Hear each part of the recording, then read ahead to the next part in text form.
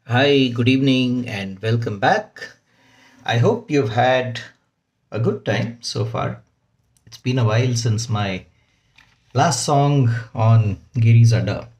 So, today evening, I wanted to have a little bit of a conversation about something that's been, bothering me, occupying me, in fact, for quite some time. And so, let's have a little conversation on uh, education. That's the area that I work in, and there are many questions, many concerns, observations that we keep having from time to time, and I want to share some of those thoughts with you. So this evening, in a capsule form, I would like to talk about sports and physical education. So what bothers me really is that when we look at our schools, and particularly when we look at primary schools, this appears to be one of the most neglected areas. In fact, I often say, and people working in the field of education concur, uh, sports and physical education as well as arts, the role of arts in education, these are the two areas that are neglected the most. And what is disappointing and worrying is that in our pursuit of foundational literacy and numeracy, which is really the new mantra now, FLN as we call it, we seem to have forgotten that there are many other dimensions to the educational experience of the child. There are many other dimensions to the development of the child, which I think we are forgetting. And somewhere, even, I mean, without really getting into a discussion about FLN, uh, uh, the whole way in which it is structured or presented is looking as if it's a set of skills that we want children to develop, skills of numeracy and literacy, and that's what we are trying to reduce education to, because we want children to be prepared for tomorrow's marketplace and livelihood and so on. It's debatable, I know. There will be many different opinions to this, and that's something that we can talk about some other time. Planning to bring some friends together, colleagues together, to have a deeper discussion on FLN. But for today, let's talk about sports and physical education. uh, I've spent nearly 3 decades within education now, and have traveled the length and breadth of the country, visited thousands of schools. And one of the things that comes to me very clearly and disturbingly is that we really don't bother to create a culture for sports and physical education in our schools. Uh, some general observations which may correspond to what you have seen in schools. And of course, when I say schools, I'm mostly talking about government schools. You can probably add some of the low budget, so called low budget private schools into this. I'm not talking about private schools that are well endowed and that have you know adequate funds. Maybe they have a sporting infrastructure, a culture, and so on. That's not something that I'm you know very worried about at this point of time. But when we look at the public schools, the schools that are supported by the taxpayers' money and are run by the government, uh, we see we see that there is a sports period in most places, right? But one of the things I've observed is that in most places, again, the sports period is a time when children are just let loose, by the teachers to do what they want. And if I look at it from the point of view of primary education, the primary grades, grades 1 to 5, it's even more unstructured there. They're just allowed to do what they want for 40 or 45 minutes, and the teachers are, either relaxing or they're probably left by then, they've gone home and so on. So that's one. So there is, on paper, there is a sports period, but nothing much happens by way of activities that are directed, moderated, facilitated, or supported by the teacher, uh, with perhaps involvement of parents or others in the community. The second thing is, one notices, and that this is also another disturbing area, is that schools don't seem to have even the basic set of sports materials. Uh, Even if they do, and if there is a budget for procurement of these materials, uh, there is no mechanism to replace the materials that that get spoiled or that undergo wear and tear. So as a result, over a period of time, you're left with very little in that sense.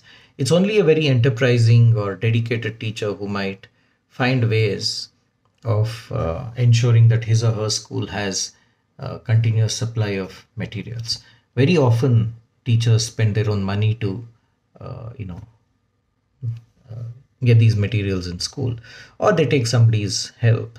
But there isn't any mechanism that is directed by a program or scheme that ensures that uh, these materials are put in place. And when we look at sports materials, I'm reminded so much of school libraries, which is another area which we must talk about a little more. Uh, uh, with books, of course, the one of the constant refrains that one hears from teachers is that they don't want these books to be given. They don't want children to access and take these books home because of the fear that they will get torn and spoiled and so on.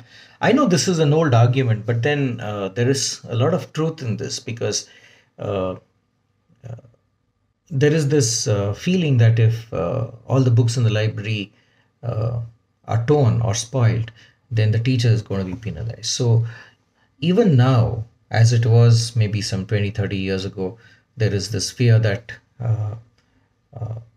using these materials would cause a problem. More on school libraries at a later stage, but let's come back to sports. The third thing is, of course, at the primary level, again, if I were to focus on the primary level, there is hardly any training or preparation of the teacher for conducting sports activities. Of course, we do not have a separate sports teacher as we have uh, in some cases, and maybe in some states at the secondary level. At the primary level, it's the subject teachers who have to do it.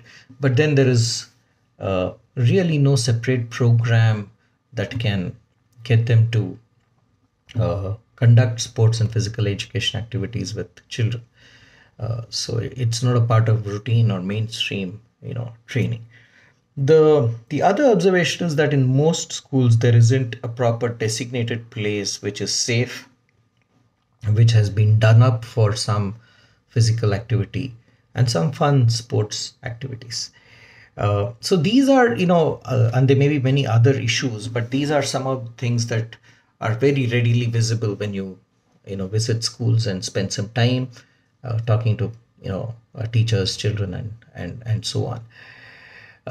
It's really a no-brainer to say that uh, a strong culture of sports and physical education in schools will do much more than mere subject-based teaching.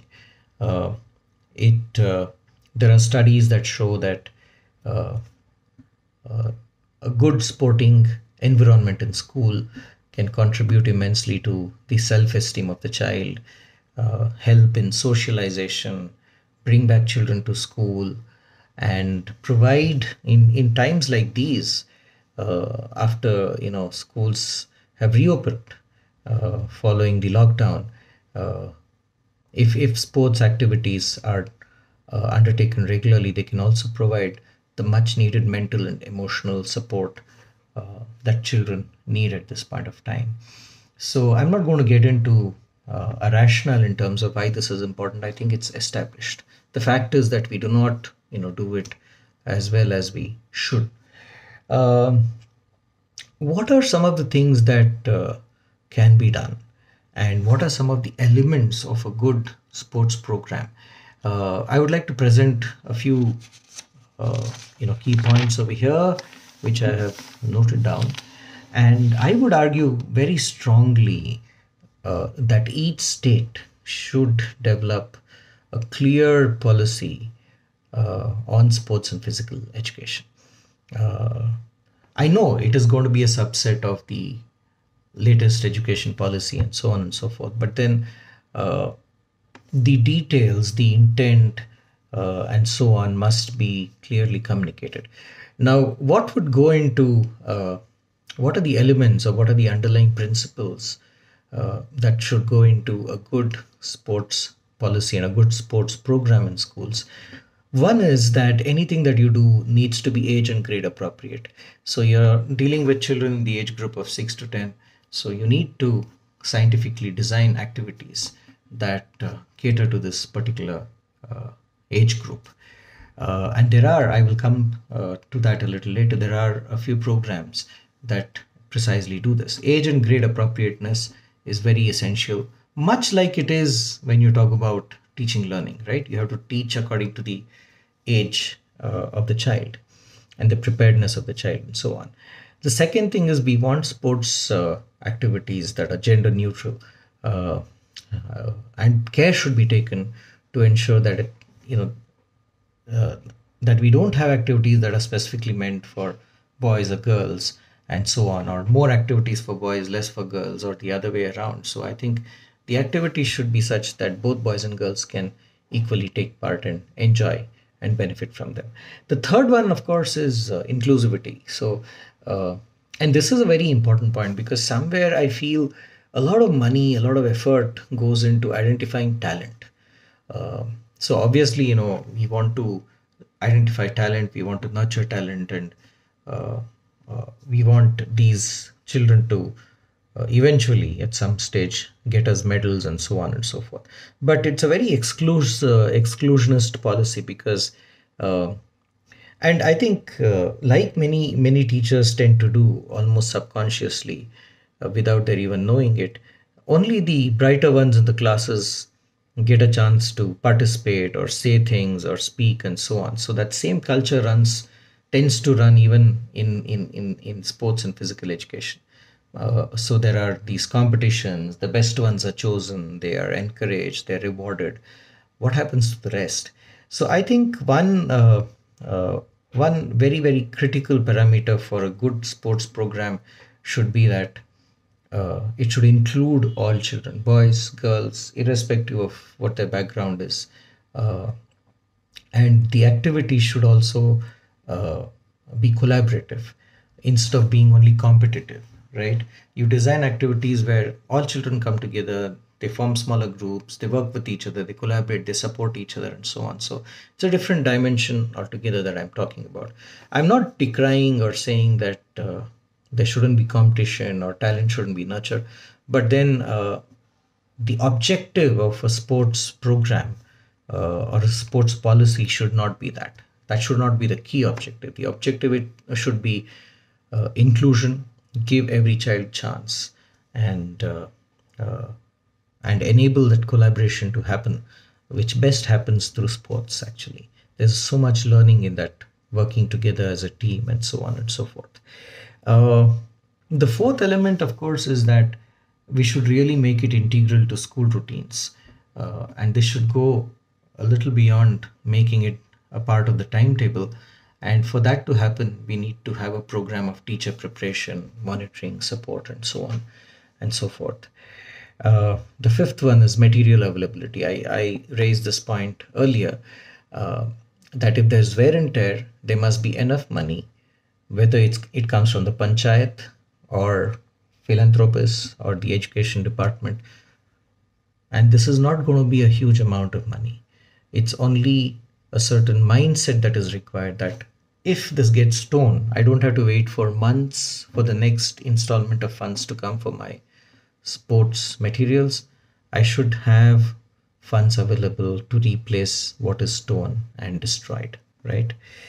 The sixth point is that I think sports is one thing in which even parents and community members can take part.